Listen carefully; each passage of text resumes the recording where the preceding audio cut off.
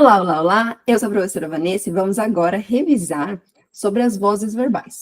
Lembre-se que os verbos, eles assumem uma voz, que são estruturas que indicam como alguma coisa foi feita, digamos assim, como a ação acontece. E aí nós temos a voz ativa, a voz passiva e a voz reflexiva. Basicamente, na voz ativa, o sujeito faz ação. Na voz passiva, o sujeito sofre ação. E na reflexiva, o sujeito faz e recebe a própria ação, ok? Eu vou mostrar para vocês os exemplos e as explicações que eu criei aqui. Vamos lá. Então, muito bem. Então, vozes verbais, nós temos aqui ativa, passiva, reflexiva. A ativa não tem, digamos assim, desdobramentos. Você tem o sujeito, o verbo, complemento, o sujeito faz ação, e aí o verbo, predicado, é a ação que está sendo feita, ok? O sujeito é agente, e esse agente escreve junto, tá bom? Na voz passiva tem desdobramento. Nós temos duas possibilidades de voz passiva. Ou ela vai ser analítica, ou ela vai ser sintética. Quando é analítica, vai ter duas palavras. Sempre pense que o que é analítico na língua portuguesa vai ser maior, tem mais palavras. E a sintética, ela, digamos assim, ela é mais sucinta. Na voz passiva analítica, você tem o verbo ser, que é o verbo auxiliar, tá certo, o verbo auxiliar da locução verbal, e aí depois o verbo seguinte é a ação que o sujeito está sofrendo, que aí vai estar vai ser o verbo na forma nominal do particípio, que termina em ado e ido, ou as terminações dos verbos irregulares. Já na voz passiva sintética, você vai ter o verbo na terceira pessoa do singular ou do plural, e aí o sujeito da passiva que sofre a ação, tá bom?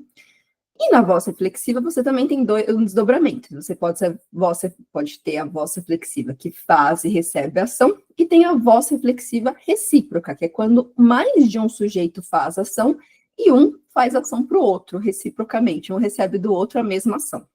Ok? Então, como eu estava dizendo aqui, voz ativa, o sujeito é agente da ação. Agente escreve aqui, no caso, tudo junto, tá bom? Não é sinônimo de nós, é o agente secreto, lembra? E a estrutura da voz ativa é o sujeito que faz a ação, o verbo, que é a ação que está sendo feita, e o complemento se houver necessidade. Então, por exemplo, eu comi o bolo, minha avó criou meu irmão, os alunos leram os livros, e por aí vai. Voz passiva, lembra, tem o desdobramento, são duas possibilidades, ou é analítica, ou é a sintética.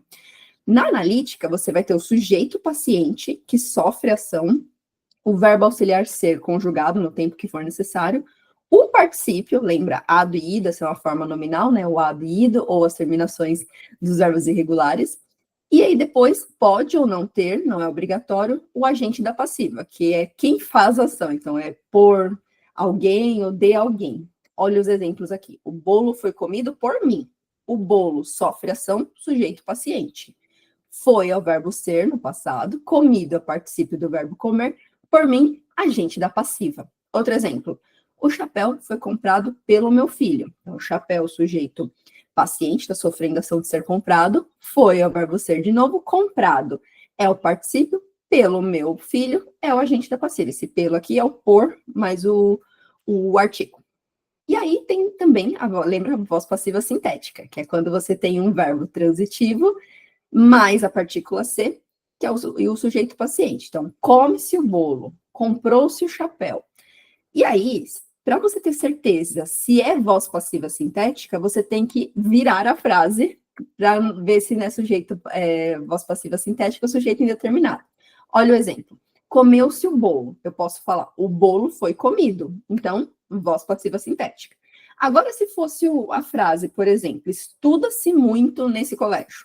Se eu virar a frase, não tem um objeto para virar, digamos assim, um objeto para virar o sujeito paciente, né? Então, o muito nessa escola, muito advérbio de intensidade nessa escola de lugar. Então, quando não dá para fazer essa troca, voltar para a voz passiva analítica, digamos assim, aí você vai ter um sujeito indeterminado, e esse ser não é uma partícula de apassivamento, digamos assim, vai ser uma partícula um índice de indeterminação do sujeito, ok?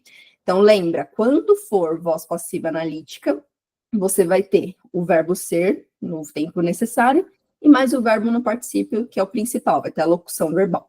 Na passiva sintética, você vai ter um verbo, e aí o complemento desse verbo vai ser o sujeito paciente. E aí, se você virar a frase, você torna aquilo sujeito paciente, transforma na voz passiva analítica, então se passar no teste, é passiva sintética. Se não passar no teste, se o que tiver na frente não for um substantivo que dê para virar o sujeito paciente, então você tem uma oração com o sujeito indeterminado, ok?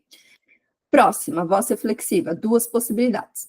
Ou o sujeito faz e recebe a própria ação que ele está fazendo dele mesmo. Então, por exemplo, ele se feriu com a tesoura, coitado, bateu lá a tesoura e ficou machucado, ele feriu e ele ficou ferido. Alimento-me de forma saudável, então eu alimento e fico alimentado. Então, aqui, voz reflexiva. E tem também a recíproca, que é quando você tem mais de um sujeito. Então, olha aqui os exemplos.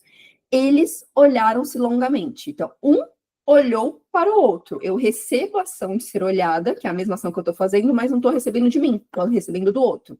Também funciona bem com o verbo abraçar, beijar, xingar. Então, as amigas ajudaram-se nos estudos. Uma ajudou a outra. Então, as duas estão ajudando, mas estão recebendo a ajuda da outra. Então, aqui se tem esse movimento de reciprocidade, você tem voz reflexiva recíproca.